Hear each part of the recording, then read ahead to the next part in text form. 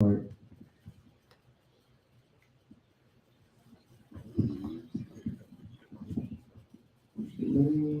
Stretch all the way down.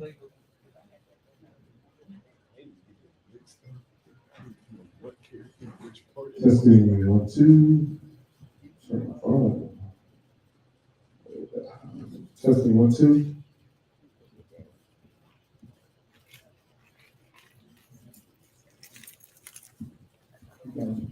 Got you over here. So yeah, that's not the issue. The issue is I was trying to share with you is that I have a monitor and there's nowhere to plug the monitor into outside of the effects out. I thought you said you was getting the echo. I am Okay. because of the effects out. It's the only way I can plug the monitor into this. Is it a power monitor? Yeah, it's a plug in.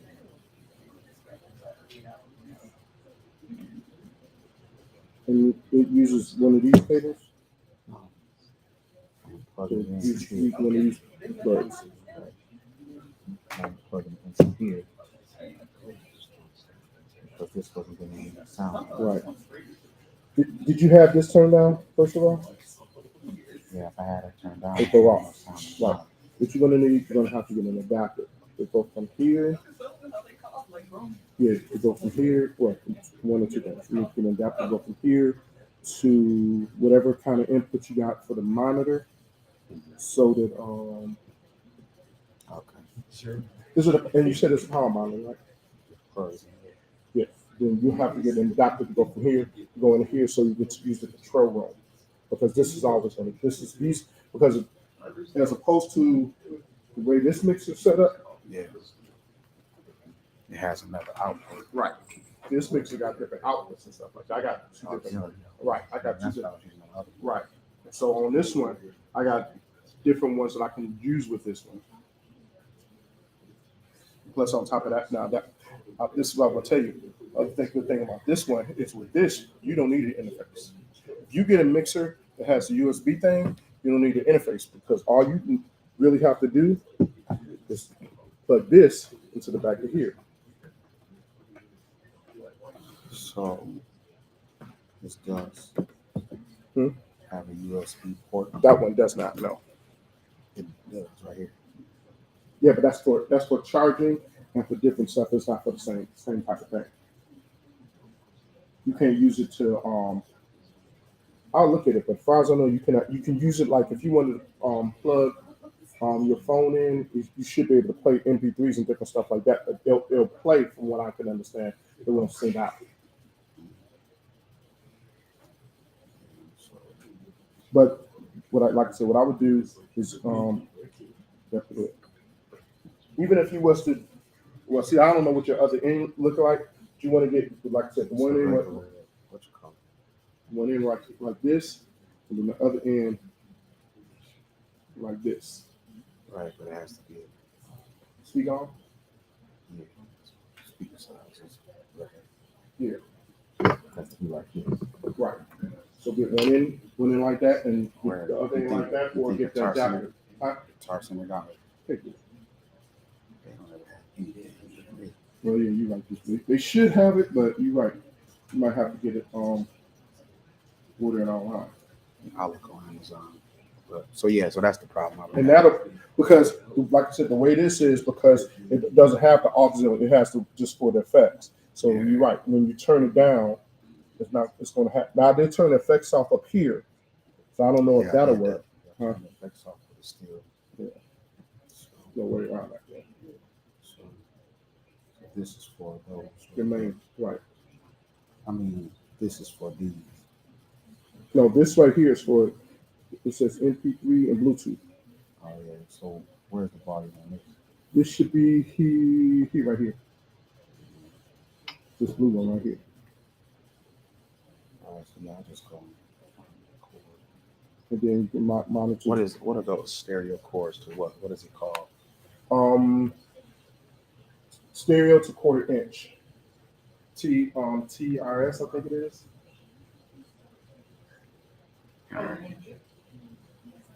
So yeah, that's it. Um,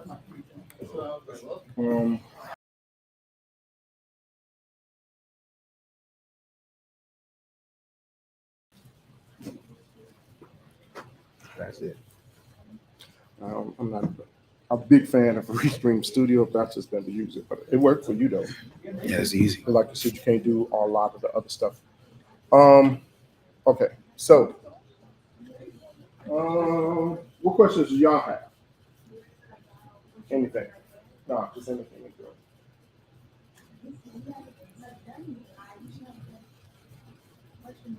Okay. All right. So you good though for right now? Yeah, I just gotta get another cord. Yep, gotta get another cord. All right, so I'll go back through this. So the basic setup of anything when you're setting up even if you was doing remote, you don't necessarily have to have a mixer, but most people will have a mixer. What your goal is you're going to want to provide. You got to have make sure that they have sound outside in the church. Come here, I'll show you what I did. So you always want to make sure you have sound at the church or the venue. So what I did, all I did really was connected his mixer to my speaker over there, from over there. Mm-hmm. So therefore, the main sanctuary is going to have sound. Then the next thing you have to do is you have to make sure the camera or the PC or the source has a sound that's coming from the mixer. On this particular mixer, the only way he can do it, what he was doing before, he was using the effects out and effects return, because most mixers have what they call aux out, which is an auxiliary out. But his one is for effects only. So what was happening with him is when he connected his audio interface in here, it would have reverb and a lot of different stuff. It wouldn't come out clean because it's an effects channel. Mm-hmm. But now on this mixer here, this mixer has different aux channels. And my mixer over there got aux channels, and that one over here got aux channels. So that's these ones over here. So basically when I put it into one or two, I can control those through these green buttons here. So without using the effects. And it just runs better. But you also can use the headphones, because some places not going to have all this stuff. They're only going to have the headphones. You can use the headphones also.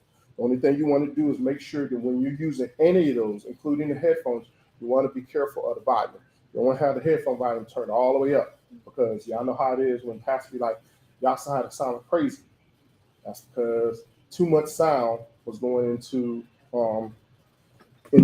the software, and it's hard as heck to monitor that stuff, because unfortunately internet has delays. So, but basically, as you as the video person, this part is going to be your main setup. You just want to make sure that they got an audio out that you can use independently with your laptop or whatever. Because once again, the reason I'll tell you this is because there are literally people who have rigs, and all they do is travel around and do stuff, set up for folks. They get paid a lot of money. Mm-hmm. So if I was y'all, you know how people be side hustling with the lawnmower, I was y'all be side hustling with this, get paid, going to different high schools and taping their games and having your rig set up and stuff like that. And they're like, hey, y'all got audio I'll put for like an announcer. Kind of announcer, somebody keep that, hey, AJ, 1, 3, whatever, you know. So that's what you want to do. You know how to do that. It's not that hard. There's tons of videos on it. It's a really easy setup as far as getting that all set up. As far as a camera, this camera is not. Let me unplug for a second. This is a really good camera to use. One, because it's inexpensive. The biggest reason why, because this camera, when you plug it in, it also connects right to the computer. Do not get fooled by all this, because every camera cannot do this. Because I remember when he first got this camera, he told me how much it cost. Mm-hmm. I was like, But he showed me, and I was like, wow. Because the biggest thing, because most of the time they'll tell you, you can stream it to the internet. Well, but basically what they really mean is you can record from the camera, and then once you record it, you can download it to the internet, because they want you to buy the stuff. You want to make sure the camera, whatever camera you got, will connect directly to your interface, so therefore you can use it. Kind of like all of our cameras, even with that one. Because that one, when it came out, that camera probably cost $600. No, it cost $800, $900 when it first came out. Luckily, it was able to be used because it has the firewire, which firewire wires out. If you want to use, if you ever get to the point in which you want to get cameras like this, I recommend, unfortunately, staying away from USB because USB has limited capabilities. You have to do all this extra stuff. Mm-hmm. If you get a wireless camera that also will feed into it, overall, it would be better. You have to get a wireless card, which they call like a Dante card. So, but this is the whole thing to it. But if you're going to try to make money, listen, I told y'all this before. If you want to invest in yourself, you got to spend some money. You will make that money back. So let's say with all your money, let's say you, Ariana, you decide, ooh, I really want to do this. Well, I would tell you if you really want to get into doing this stuff, probably invest a good $3,000 to $5,000 into what you want to do. Mm-hmm. Because as you get better, it's going to pay itself off. Because instead of you taking gigs for $500, people will see your stuff and they'll come to you and they'll tell you, "Oh, I paid you $2,000 to video stream my wedding." They will, and that alone, especially when it comes to weddings, we're crazy. People will pay a lot of money video streaming their wedding. And you mind if I tell you business? To start out, you got you $129, I don't remember. It was 129, 199, something like that. It was cheap though. $159 camera. They hook up to the computer you already got. You stream it to somebody's YouTube or Facebook page because you know how to use Restream or whatever. And now you go to them and you say, "Oh yeah, should I be able to video?" And here's how you do it. I just thought about this. Here's how you do it. Oh, you want me to videotape your wedding? Okay, that's fine. Yeah, hey, I can videotape your wedding for $500. If you want me to stream it though, live, I'll charge extra $5 for that. So now you got you $1,000 for doing pretty much the same thing. And that's when you just start out.